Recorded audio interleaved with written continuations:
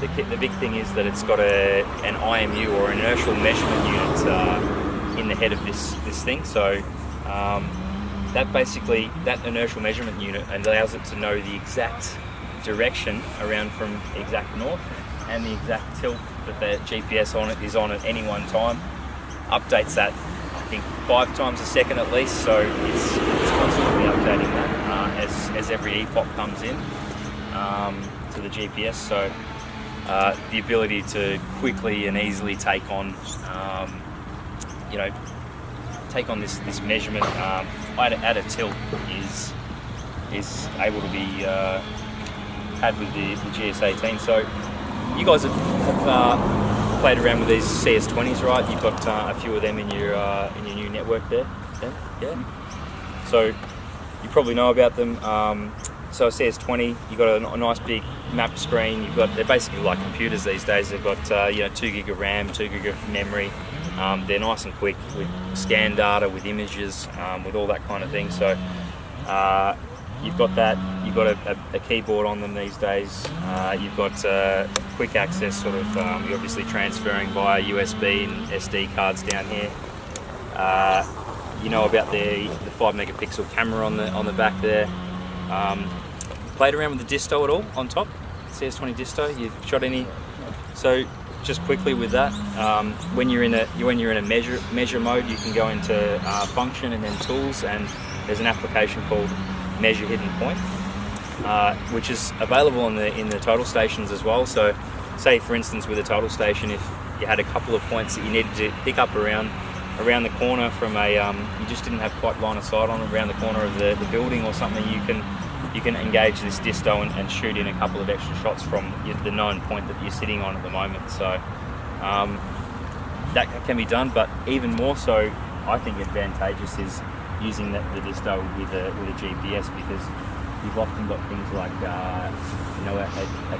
a tree with a really dense canopy that you want to get in and get the trunk of, and combined with the tilt, you can usually get into these trees now, unless it's a really dense canopy, in which case you might want to use this measure hidden point feature, which is just, alright, shoot the disto. It comes up with a camera on screen. There's another camera up in the top here, so you can see where you're shooting. And there's a few different options for doing that. You can do it by obviously bearing the distance, because there's a compass in here. The distance part of it is the accurate part of it, though. That it knows the exact offset between the disto and the point that you're actually on the that you're sitting on there. So that's perfect. The compass, not so. That they're affected by magnetics. It's a bit better than the one on your phone, but it's still going to get a 2 or 3 degree swing sort of thing. So if you're a long way away from the tree, that could affect a couple of 100 mil or something like that by the time you get to it. So there is a method whereby you can do a distance intersection of the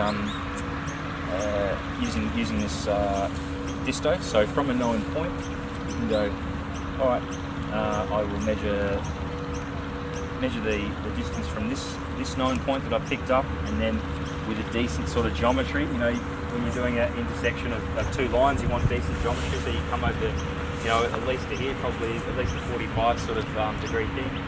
You shoot the same thing with the disto, and then it'll come up with a distance intersection. And when you're doing that, there is actually 2 results. There's one that way and one that way. So you just say left to right of the line, and it'll create that tree. Then also good for using that distance intersection. I've got sort of sub 15, 10 mil sort of results when I've gone back and checked it as well. So even for a building corner underneath like an eave or something like that, you could shoot in here. But so you've got options using the disto. Probably this tilt though, it really opens up a lot more of that stuff. I've definitely gone along the side of buildings and just been able to pick up corners and stuff. If your eave lines if they're just the sort of standard, I don't know, 3 foot or whatever they are, or a meter, then you can probably get under a lot of them with these extra satellites that are available, as well as the tilt compensation, which allows you to come out from the building and look at more open sky. So you guys know about the new coding techniques and stuff like that on board the Captivate as well. You know that you can click on these code boxes and say the code list to set up you know, a pathway for a line. You won't be able to probably all see it, but you can click on that line and it opens up a different option there. You can say, oh, I want to begin a 3-point arc, for instance, for that particular point, or I can change it to a point, or I've gone around my whole shed, I want to close that line and I don't want to do it in LizCAD later, I want to close it now. You can do all that stuff on board now, so that's just by clicking on the actual line looking thing there. You know about the stringing, there's a plus minus now as well, instead of having to fill out a field part of it. So you're there's usually a string. There used to be a string field where you have to fill out like 01 and then 02 and stuff like that. This one's just use a plus minus or an up and down on the keypad, and you go up and down through your strings. So that makes it a lot quicker and easier. And then the last one is this in the code box is this sort of pen and paper looking thing. You can click on that, and basically that's for attributes. So a lot more these days, people are looking for more and more metadata along with just a code and an XYZ. They're hungry for information. A lot of the councils and things like that for drainage and roads and stuff like that want more and more data. So the ability to put unlimited attribute fields in with any point is a big advantage these days. So you probably know, for instance, say with a tree, we always pick up a trunk and a spread, right?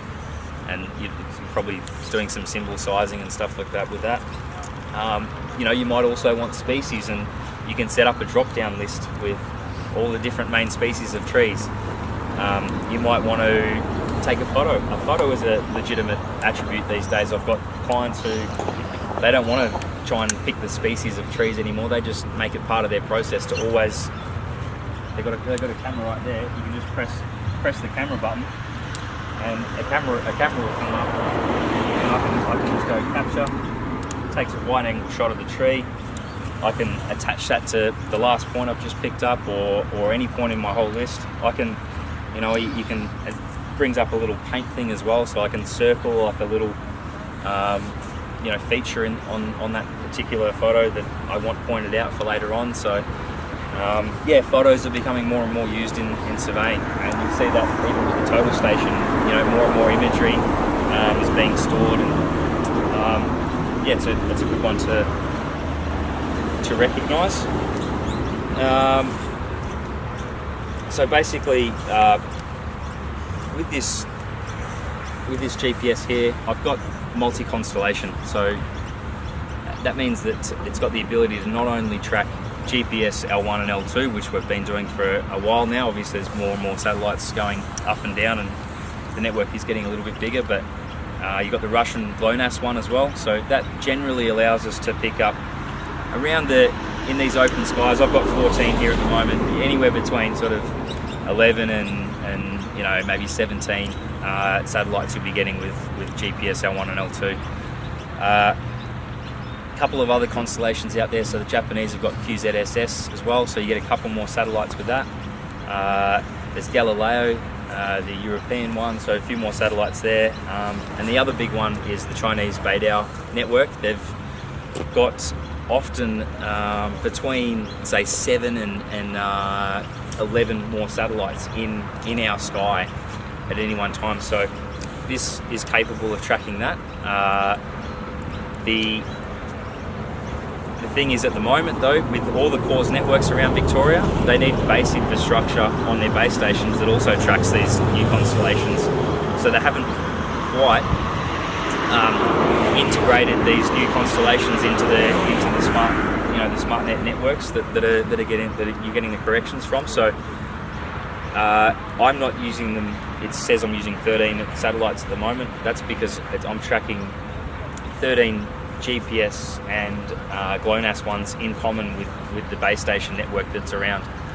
If I went single base if I was using one of these as a base station and this is a rover, it'd be tracking, say, 25 because of those extra Beidou ones and stuff at the moment.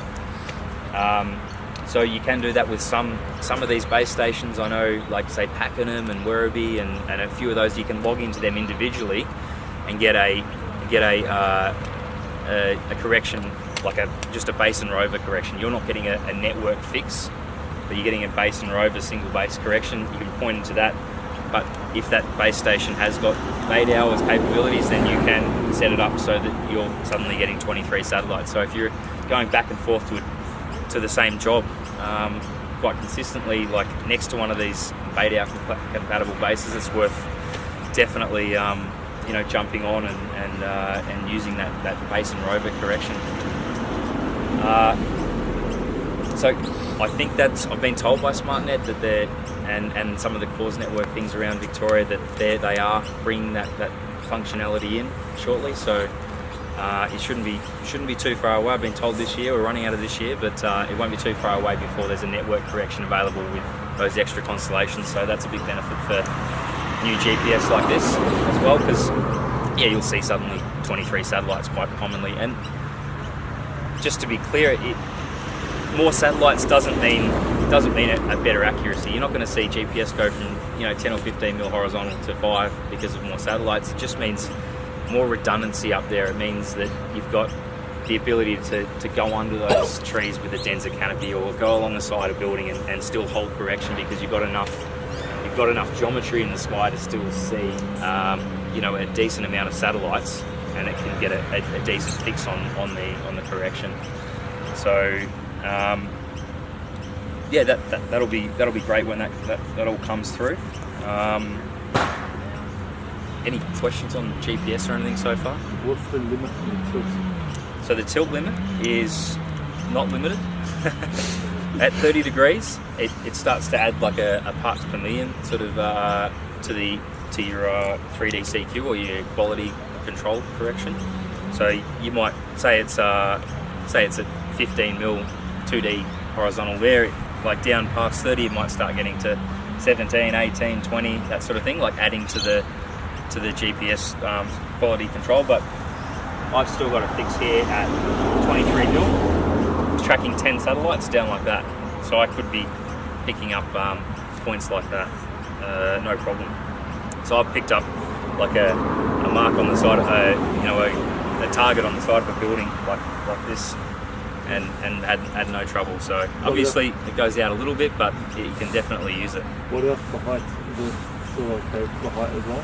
Yeah, I mean you got GPS height. It's height, so it's important to have I've got the pole here on a 1.8 at the moment. Obviously, really important to make sure your pole height's right with this, because if you get that wrong, you're not only going to get the height of your point wrong, but you'll get the horizontal wrong, because it'll project it further down into the ground or up a little bit, depending on if it's wrong. But very handy. I was saying to the guys before that I've got this surveyor down at Southeast Water. He's got one of these, and he went down into a 7 metre big cavity sort of pit, and it had all these invert levels underneath. You know how the lids of the pits are, you can never quite get to the inverts because they're underneath there. So you can get through that. He put 4 1 metre extensions on his pole, pushed this up to like 8 metres or 7 metres, and got all the ILs on all those inverts inside the thing, because it could be adjusted for the tilt. So he said that it was a 7-hour night job before, and now it's a half an hour job sort of thing. So he really liked that. So it opens up a lot of possibilities, this tilt sort of compensation, and the fact that it can be done so quickly and easily and efficiently is obviously very important, for especially private sector surveyors and all that sort of thing. So fence lines, I mean, I was doing a little bit of a pickup before here. That cyclone fence there, I was just running along like at that sort of angle. If you weren't doing that, there's a couple little workarounds. I sometimes added a bit to my height and tried to put it on top of the fence, so I kept picking up fence lines, doing a bit of the dodgy, or you just push it up to the fence and go, oh yeah, that's probably close enough for that fence.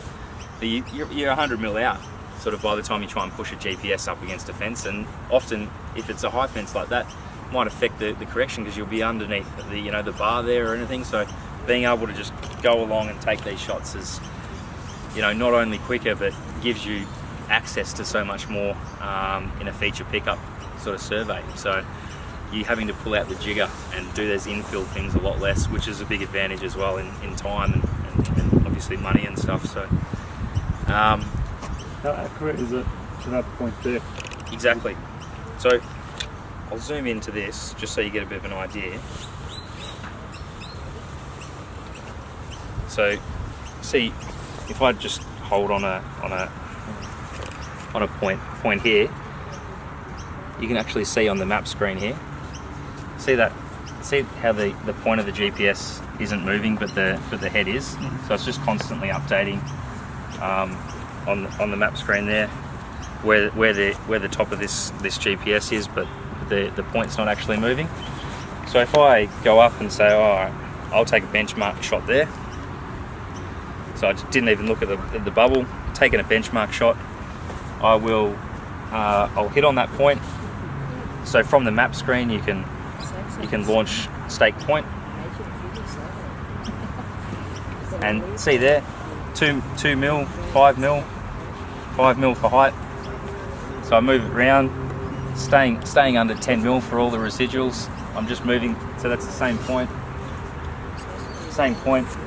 So 10 mil, 8 mil, 4 mil for height. So you can sort of see there that all the residuals are staying in check, and that's obviously I'm on grass there, so it's moving around a little bit. But you can sort of see there that you don't have to slow down with this either. You can cruise along. So say I go back out of this and I go along the pathway here. So the ability to just hit a pathway. So I got jump to sing tree, go like that. You can even move while you're taking the shot as well. Like, so you're sort of you're not stopping and bubbling. You're quickly taking shots and being more aware of your surroundings as well. So you're not stopping and then looking at the bubble as you're taking the shot. You're stopping. You know you're on that string. You're looking where you want to go next. You're keeping more aware of your surroundings if you're on a busy sort of site or you're next to a road or something like that. So there's lots of benefits of not sort of stopping and really doing that bubble up. So yeah, and to be honest, a pole bubble is rated to 20 minutes of angle, even when it's fully calibrated. So you're never perfect on a bubble, and the ability to get that right in the middle of the bubble, especially when you haven't got a bipod or something like that, is always tricky as well. So it basically just gives you a more accurate shot, because even if you're trying to relatively bubble up, it's always going to do its correction on it. So and then you've got the ability to create a quality assurance report with basically all the adjusted bubble measurements as well. So you've got it's saying, all right, this shot was adjusted for that, and when it comes to being maybe audited or something like that on your results, you can never prove that you held the bubble right, the bubble straight out in the field, unless you've got this report to say, I didn't need to. Tilt compensation was activated, and it compensated me for 9 degrees, 32 minutes and 45 seconds of tilt for that shot. So I'm confident that it was perfectly right. You don't have to sort of reference to a bubble or anything. So that's a really handy one. So say for instance with stakeout as well. So obviously you guys have done a fair bit of stakeout points with GPS before, but if I click on a point, jump back into stakeout through the map view here, it gives me, how with GPS you haven't got a reference. So when you're staking out with a total station, you can go in, out, left, right in relation to a total station, right? GPS, you before this you had to basically say, all right, maybe I'll do a left-right sort of thing, or relative to the sun or relative to north, and you're sort of like, oh, it's about north there, I'll head sort of this way, and yeah, that'll be about right, and you end up getting there eventually. This thing, because it's got that part of the IMU is it knows exactly what direction it is from north at all times. You just face those lights when you set it up straight back towards you, and I'll set up a I'll just set up a stake out here of a different point and show you, get someone to stake out a point back over here. So you can see here I've got a point back over that way, and at the moment it's saying it's got a following arrow, so I've got the ability to say it's 10.5 meters back around to the other way. If I turn it slightly, now it's saying that way, like at a right angle. So it's just changed to that. If I turn again, it's saying that way, but a little bit that way, but straight now. So it knows exactly where do you go. You don't have to muck around with trying to reference any suns or norths or anything like that. It just knows the exact direction for a stake out at any one time. So if you want to just stake that point out, it's only 10 meters away. Okay. Do you want to hold something? Yeah, thank you. So it should be really quick. You just follow that arrow. There's something there at the end. So, and then when it gets to the